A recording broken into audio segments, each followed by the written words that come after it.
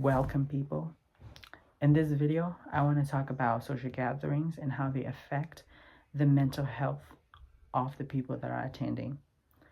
And I am going to be talking about this from the perspective of a black sheep because I consider myself as a black sheep. I know it sounds like I'm victimizing myself, but that is true.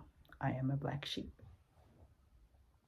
Right, and I'm just looking at the diagram that I draw for myself because I don't want to miss anything because everything that I have written down here feels really authentic to me, and they are the things that I feel really, strongly about, and I want to address every problems, and just want to share a message. All right, let's start. So what I mean by social groups. Social group, I meant relative and family gatherings. These type of gatherings with the title being relative and family. All right. My thesis is that they causes a destroyed self-perceptions through imposing social norms, social expectations, and the beauty standard. And that causes isolations and ostracism, which continues to cause hatred and depression. Then it also causes the person to reject the social norms and social expectations of that social group, which creates the spiraling effect of when they attend those social gatherings and relative gatherings. The long list of things that I just mentioned right now keeps on happening in a loop. And to give an example, when I was 12 years old, I don't remember the exact date, and I don't remember why I had to attend this family gathering, but it was a family gathering. And, well, yeah, it was a family gathering, but it's like distant families, like distant relatives could also attend that gathering. And basically, we were eating, and as Chin's traditions, we like to eat in a circles. We like to eat with so many people around. And the 12 years old me was just minding my own business, and I was just, eating food from my plate.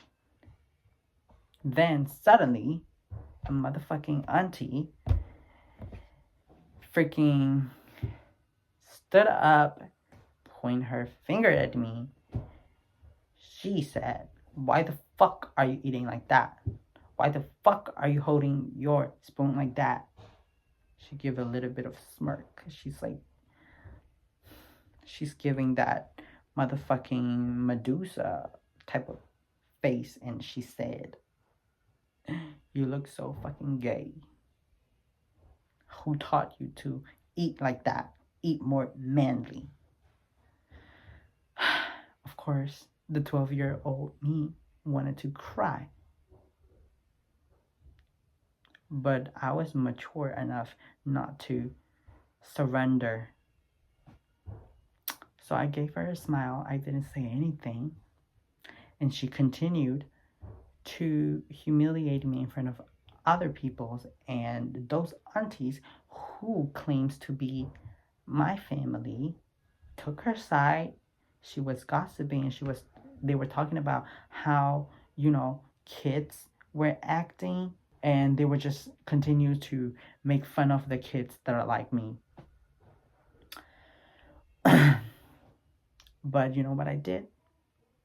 I finished my food. I quickly got up and I prepared to wash my dish. One of the aunties offered me to wash the dishes for me, but I politely declined. I said, "I can do it on my own." I washed my dishes.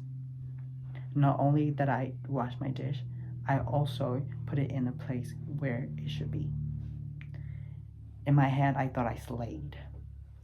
I you know, clocked those bitches, and I just proved who was higher above. And as a tradition, I also had to say goodbye to the ones that is hosting the gathering. I said, thank you for the meal. I'm going home now. I went out. On the way to my home, I cried. I cried. My tears were streaming down my eyes to the ground like a stream or river. I got home. I didn't tell my mother. My mother was really, you know, of course, worried. But I knew that she wasn't going to take my place. She wasn't going to take my side. And it was my destiny to always made fun of by people. So I didn't tell my mother.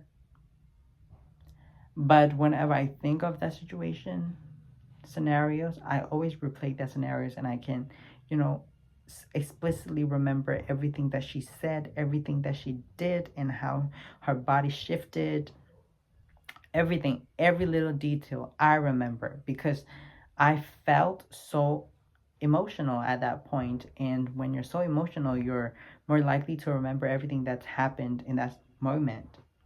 That's exactly what happened to me. So the moral of the story is that treat everyone the same, like honestly, and be aware of what comes out of your mouth and how that can affect someone's emotional well-being or their mental health. And ultimately, I just want to say, accept people for who they are, because you can't change a person by making them feel less valued or making them feel small. The only way that you can change a person is through acceptance and time. Time will fix anything. So just accept and be empathetic to people. Just accept them for who they are, and if you say you love someone, prove it through your actions. Humiliation doesn't prove love, right? These aunties were swearing their life that they loved me and that they care about me, and that they, all of those things that they did, they only did it because they loved me. But how, when did humiliations become a part of expressing love?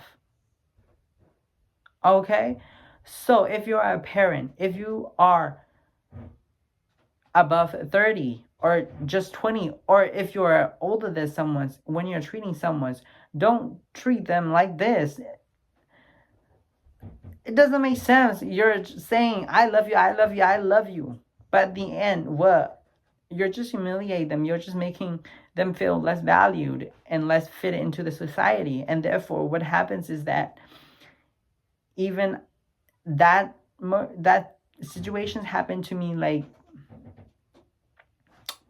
7 years ago. I still can't function the same. I can't talk to older people. I can't talk to relatives.